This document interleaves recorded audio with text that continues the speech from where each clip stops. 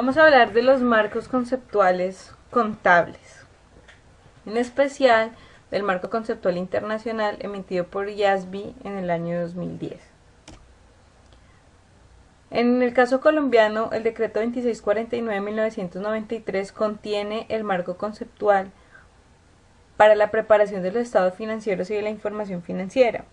En el caso de IASB, en 1989 se promulgó el marco conceptual para la preparación y presentación de estados financieros, que estuvo vigente hasta el año 2010.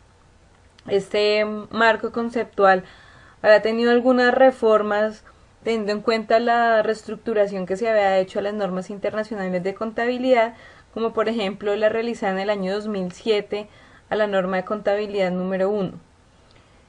En la actualidad, el marco conceptual vigente es por parte del organismo emisor de estándares internacionales, es el marco conceptual para la información financiera de septiembre de 2010, que entró en funcionamiento para el año 2011 y es emitido por IASB, patrocinado por la IFRS Foundation.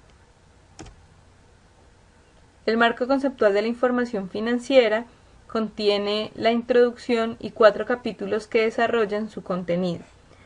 Estos 4 capítulos, tanto la introducción como el marco conceptual, el cuarto capítulo, son iguales al marco conceptual de 1989.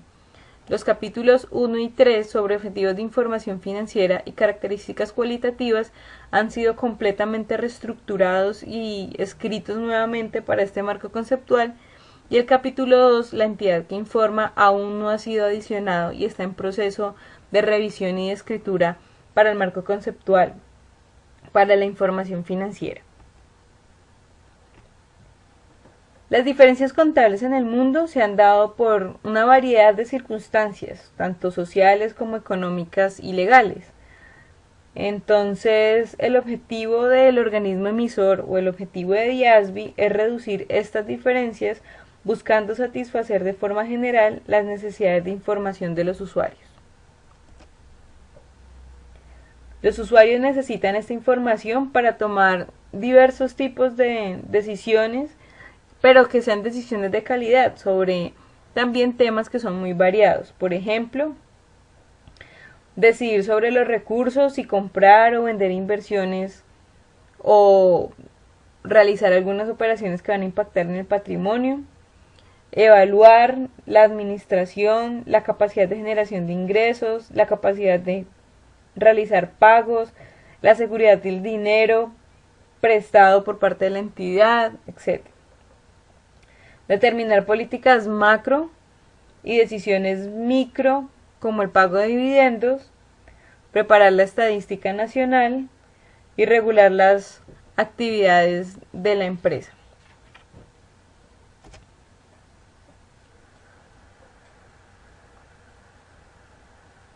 El marco conceptual para la información financiera debe ayudar al Consejo IASB en el desarrollo de futuras normas internacionales de información financiera, debe ayudar a la promoción de la armonización o la aceptación global de este grupo único de estándares, a la emisión de normas contables por parte de organismos nacionales cuando no se haya tenido el proceso completo de armonización.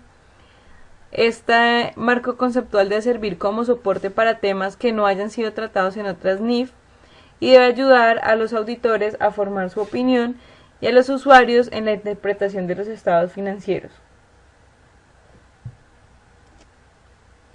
Cuando haya un conflicto entre un estándar, entre el contenido desarrollado en un estándar y el marco conceptual, prevalece el estándar sobre el marco conceptual, ya que el marco conceptual no tiene un poder regulativo como estándar.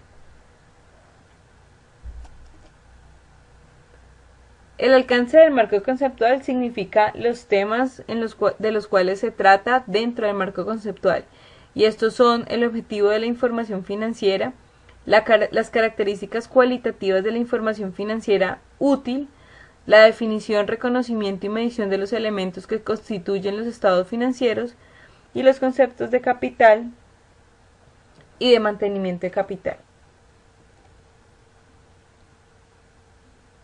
Vamos a hablar del capítulo 1, el objetivo de la información financiera con propósito general.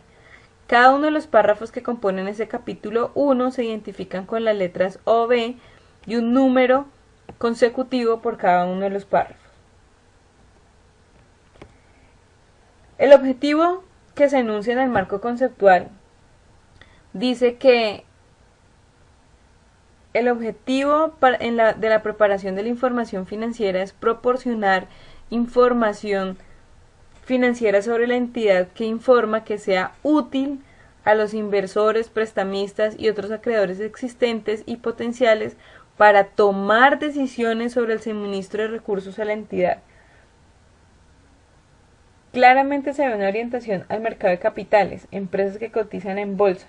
En el marco conceptual no se presentan los usuarios de la información financiera, pero sí se indican qué tipo de decisiones a ser tomadas por inversionistas y prestamistas y acreedores les va a ayudar esta información financiera. Hay que tener en cuenta que los estados financieros se basan en estimaciones como las depreciaciones, que son operaciones subjetivas, pero que tratan de reflejar los hechos económicos. Por tanto, existen limitaciones de la información financiera hacia los diferentes tipos de usuarios. ¿Qué debe informar? Según el marco conceptual, la empresa debe informar sobre la situación financiera o sobre los recursos, derechos, obligaciones y efectos de las transacciones. La empresa debe informar sobre los recursos económicos y derechos de los acreedores. Esto es informar sobre el reconocimiento de la liquidez y su uso, cómo se está utilizando ese efectivo. Se debe reconocer y se debe determinar los flujos de efectivo pasados y los flujos de efectivo futuros. Respecto a los cambios en recursos económicos y en los derechos de los acreedores, se debe comprender cuál es la rentabilidad de la empresa y reconocer el uso eficiente de los recursos. Respecto a la contabilidad de devengo, pues es de aclarar que la contabilidad de devengo describe los efectos de las transacciones sobre los recursos económicos y derechos, incluso sobre periodos diferentes, y si incluyen o no incluyen salida de efectivo, aun cuando se presta vital atención sobre el efectivo mismo. Entonces acá estamos hablando de una combinación entre una contabilidad de causación y una contabilidad de caja, donde registro todo, pero le presto muchísima atención al efectivo, porque la liquidez para las empresas es muy importante. También el marco conceptual me dice que debo informar sobre los rendimientos financieros reflejados en los flujos de efectivos o en los flujos pasados, evaluar la generación de flujos de efectivo futuros, determinar las entradas y las salidas de efectivo como un mecanismo de control, y también me debe servir para informar otros campos que provienen de movimientos en el patrimonio por razones diferentes al rendimiento, como lo tiene que ver por lo menos la emisión de acciones.